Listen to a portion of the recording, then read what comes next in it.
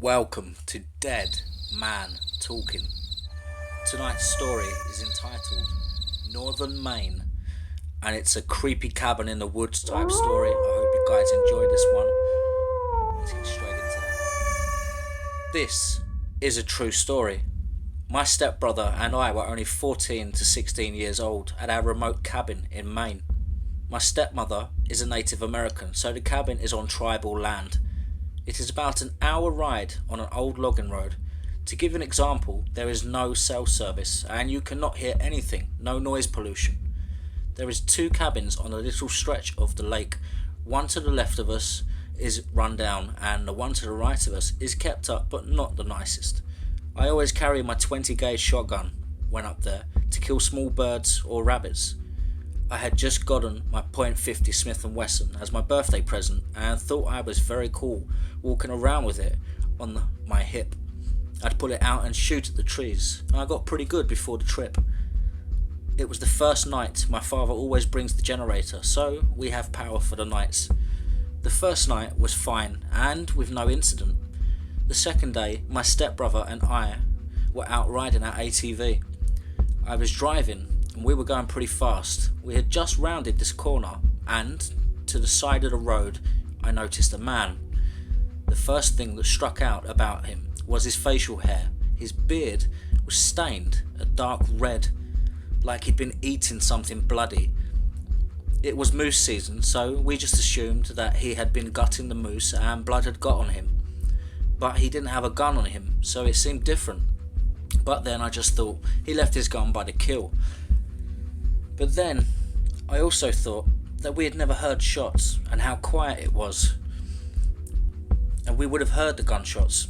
For some reason I stopped the ATV, and because of my age and how cool I thought I was, I suited my side so he could see I have a Glock on me. He dismissed this and we asked him what he was doing on this remote stretch of road. He then replied in a rough deep voice, "Hunting."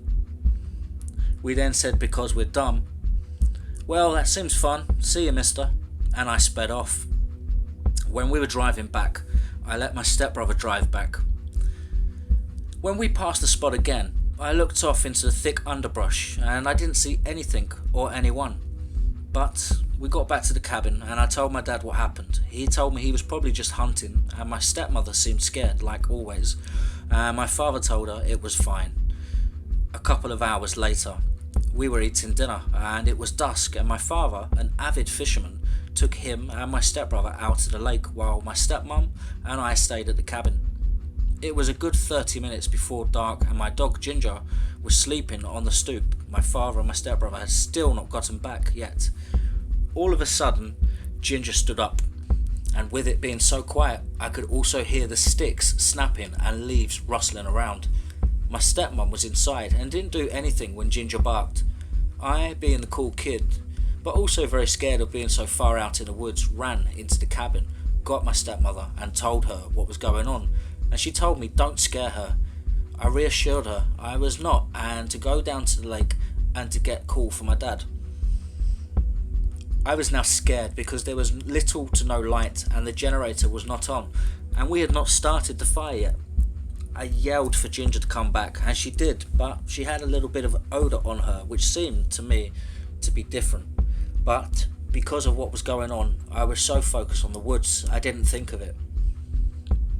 Later, my father came up from the lake with a bass in his hand and told me that it was an animal and to not be scared. My stepmom, it was an animal and not to scare my stepmom like that. I told him it was not a joke and I thought it was a guy from the road earlier. He then said, "Okay, here's a flashlight, go find out." I then was skeptical, but I grabbed the flashlight from his hand and went out with Ginger. As soon as I entered the trees, I drew out my gun, clicked off my safety, and pointed the flashlight in the direction of the sticks breaking. Ginger then froze. The hair on the back of her stood up, and she growled a deep growl. And I watched from the back of a tree. The man stepped out at this point. I was to myself thinking, he's fucking stalking us. What the hell do I do? Do I shoot him? Should I demand to see his hands? I just yelled at him, What the fuck did he think he was doing? And then told him, I will shoot if he didn't walk the fuck away. Now, I, at 14, was not very scary, and he looked at me and smiled, and the way he smiled, his decaying teeth were so disgusting, and the way he looked at me was like I was nothing. It sent chills down my spine. Ginger then barked very loud, and I screamed to my dad, help, get the guns. The man then almost tried to lunge at me, and I shot it at him and it hit the upper shoulder. It didn't even seem to stop him. I then turned and ran, Ginger hot on my heels. The man still charging at me. I kept screaming and just running so hard. I was so scared and he didn't stop. My dad then ran out to the cabin with a 9mm in his hand.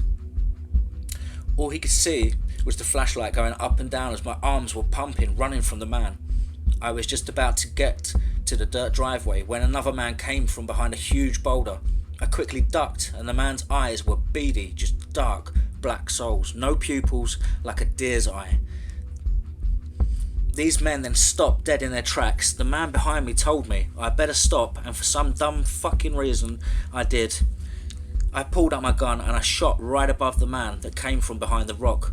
He said in a monotone voice, that was a mistake.